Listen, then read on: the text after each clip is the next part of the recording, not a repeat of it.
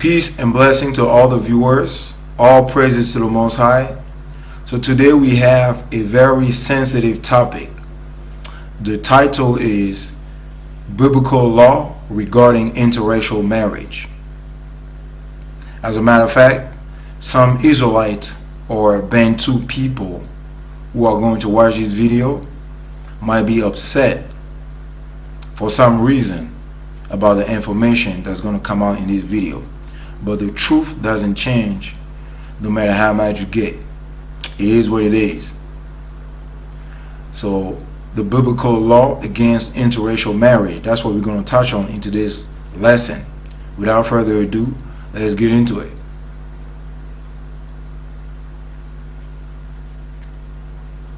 For this is the way it has been written and ordained on the heavenly tablet regarding any descendant of Israel, since the one who defiles is to die and be stoned. This law will have no temporal limit. There will be no remission for it or any forgiveness, but rather the man who defiles his daughter within all of Israel is to be eradicated, because he has given one of all his descendants to a foreigner, and they have acted impiously by contaminating them. Now you, Moses, order the Israelites and testify to them that they are not to give any of their daughters to foreigners, and that they are not to take any of their daughters for their sons, because it is a despicable thing before the Most High. It is a disgraceful thing for the Israelites who give or take in marriage one of the foreign women, because it is a despicable thing and an impure thing in all Israel. Israel will not become clean from that despicable thing if it has one of the foreign women, and we will not become clean one of our daughters to all foreigners. For it is blow upon blow and curse upon curse. All the punishments of blows and the curse of curses will come upon him if it does this. And if the one who does the despicable thing disregards it and looks away and defiles God's sanctuary and those who defile his holy name, then the entire nation will be condemned together because of all the despicable acts of this one. So basically, according to the law, Israelites are not supposed to marry outside of their own race. And if anyone does this, it's the entire nation of Israel that's going to suffer from the consequences. That's what the law says. And when the Most High your God shall deliver them before you, you shall smite them and utterly destroy them. Thou shalt not make no covenant with them, nor show mercy unto them, neither shalt thou make marriages with them. Thy daughter thou shalt not give unto his son, nor his daughter thou shalt take unto thy son. For they will turn away thy son from following me, that they may serve other gods. So will the anger of the Most High be kindled against you and destroy you suddenly. So one of the reasons why we're not supposed to be doing that is because these people are going to be turning our hearts away from the Most High. And if that be the case, the Most High will destroy us for doing that. A bastard shall not enter into the congregation of the Most High, and even to his 10th generation shall he not enter into the congregation of the Most High. An Ammonite or Moabite shall not enter into the congregation of the Most High. Even to the 10th generation shall they not enter into the congregation of the Most High forever.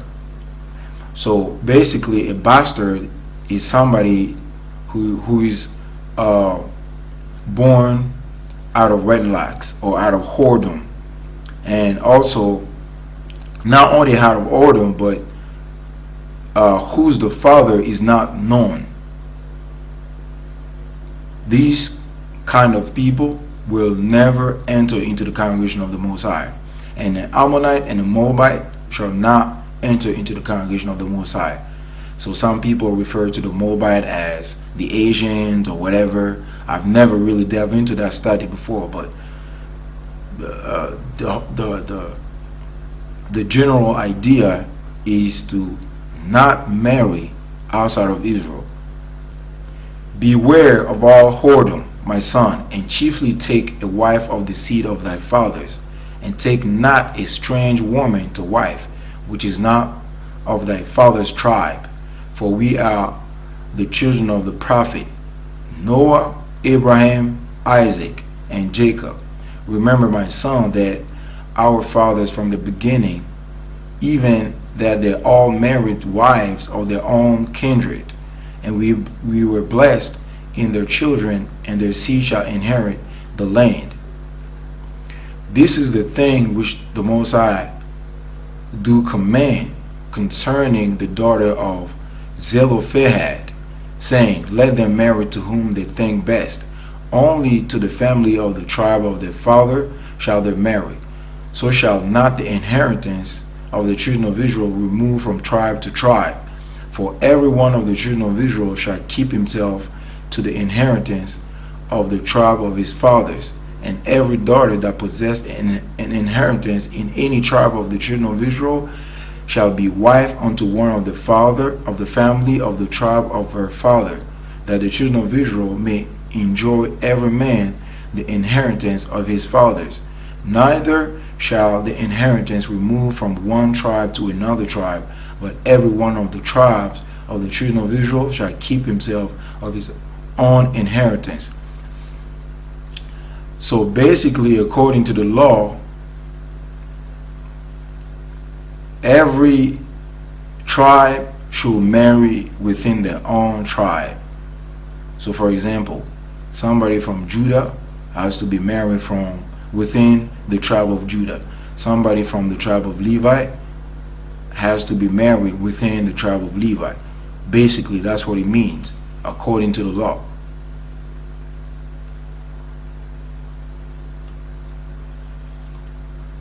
But King Solomon loved many strange women, together with the daughter of Pharaoh, women of the Moabite, Ammonite, Edomite, Zidonian, and Hittite, of the nations concerning which the Most High said unto the children of Israel, ye shall not go into them, neither they shall come into you.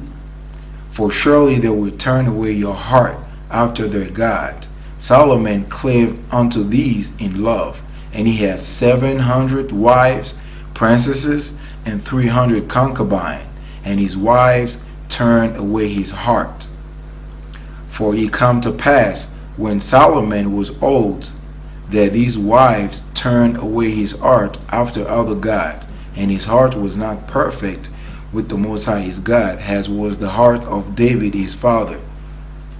For Solomon went after Ashtoreth, the goddess of the Sidonian. So basically, the Ashtoreth, the goddess, is another name for Astarte or Easter, the pagan god that people worship on Easter Sunday. This is another name for Easter. It's the same exact god. It's nothing new. Let's keep reading. And after Milcom, the abomination of the Ammonite, and Solomon did evil in the sight of the Most High, and went not fully after the Most High, as did David his father.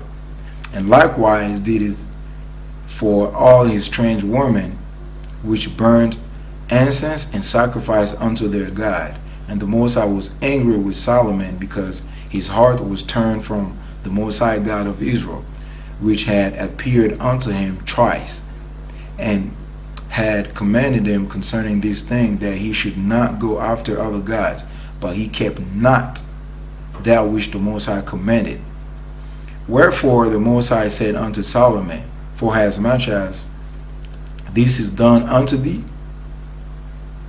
and thou hast not kept my covenant and my statutes which I have commanded thee, I will surely rend the kingdom from thee, and will give it to thy servant. Notwithstanding, in thy days I will not do it for David thy father's sake, but I will render it out of the hand of thy son. Howbeit I will not rend away all the kingdom, but will give one tribe to thy son for David my servant's sake, and for Jerusalem's sake, which I have chosen. So basically, the Most High was angry at Solomon because Solomon had a problem with women, especially Gentiles women. He had a bunch of Gentiles women as wives and concubines. And because of that, the Most High was angry at him and promised that he's going to take away the kingdom from him, but not during his day, because of David's sake. And this eventually happened after Solomon's kingdom.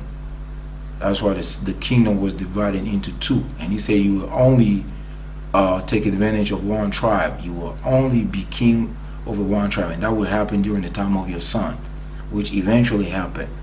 And the Most High stirred up an adversary unto Solomon, Adad the Edomite. He was of the king's seed in Edom. And the Most High stirred up another adversary, Rezin the son of Eliada, which fled from his lord Adadezer king of Zobah.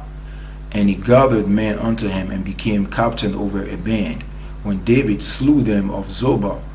And they went to Damascus and dwelt therein, and reigned in Damascus.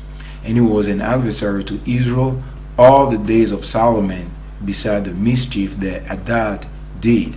And he abhorred Israel and ran over Syria. So that was basically the punishment that God, that the Most High put upon Solomon. That was a punishment that he put upon Solomon for marrying strange women. He stirred up some Gentiles against Solomon during his lifetime as a result of his disobedience in marrying strange women.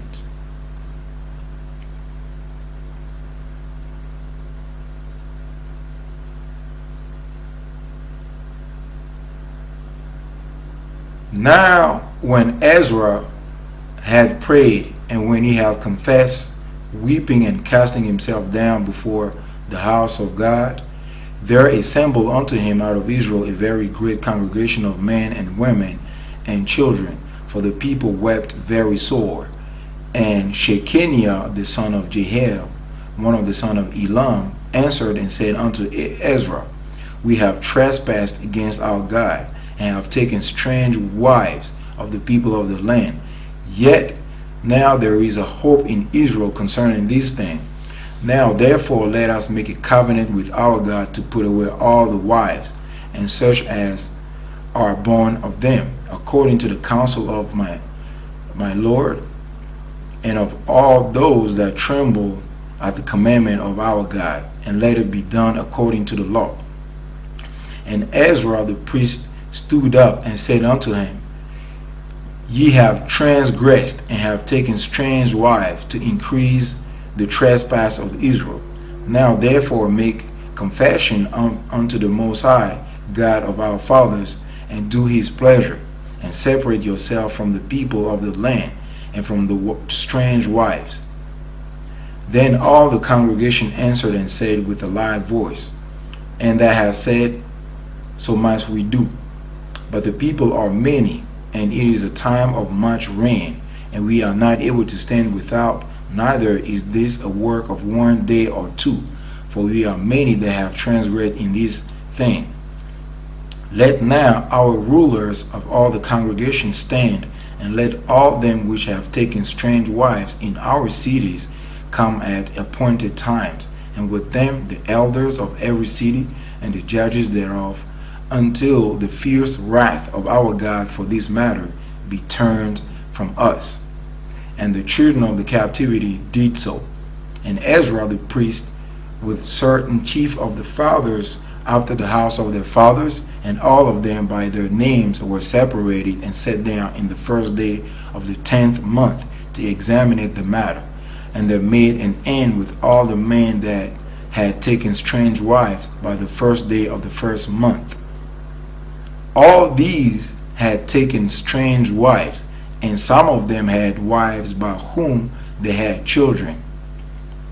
And they gave their hand that they would put away their wives, and being guilty, they offered a ram of the flock for the trespass.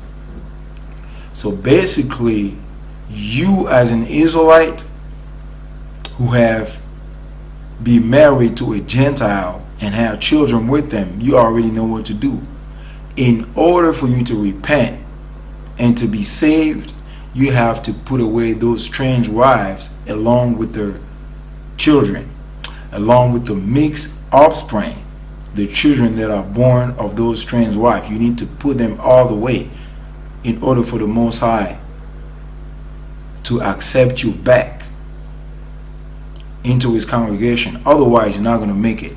The Most High will kill you. Absolutely.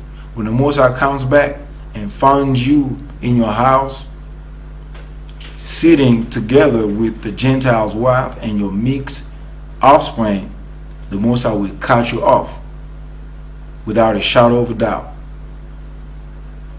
So that's what you need to do. And if you are all about the truth, that's what you need to do. You need to separate yourself from the Gentile's wife. The Most High doesn't care if you didn't know or not, if you married them out of ignorance. Now it's all about your soul salvation. If you want to be saved, you need to put them away. That's it. There is no other way. In those days also saw I Jews that had married wives of Ashod, of Ammon, and of Moab, and their children spake half in the speech of Ashod, and could not speak in the Jews' language, but according to the language of each people, and are contending with them, and cursed them, and smote certain of them, and plucked off their hair, and made them swear by God, saying, Ye shall not give your daughters unto their sons, nor take their daughters unto your sons, or for yourselves. Did not Solomon, king of Israel, sin by these things? Yet among many nations was there no king like him, who was beloved of his God, and God made him king over all Israel. Nevertheless, even him did outlandish women cause to sin. Shall we then hearken unto you to do all this great evil, to transgress against our God in marrying strange wives? Now it came to pass, when they had heard the law, that there separated from Israel all the mixed multitude. So like I said earlier, these people back then understand that they had to put away the wives and all the mixed multitude in order to be saved, because that was a sign of a true repentance in regard to this matter. You need to put away the wives, man. If you're an Israelite out there, you listen to this, there's no other way, bro. Leave the Gentile wives alone. All of you out there in America or in Europe marrying the Caucasian woman or the Caucasian man and having children with them, a Spanish woman, Latino women, and even in Africa, those who marrying the non-Bantu women or the pygmy women, or the people from the marrying people from Chad, the marrying people from Sudan, the marrying people from Somalia. You need to put them away. Those are Gentiles. You only have to marry within Israel, within your own tribe, according to the law. They have dealt treacherously against the Most High, for they have begotten strange children. Now shall the month devour them with their portions.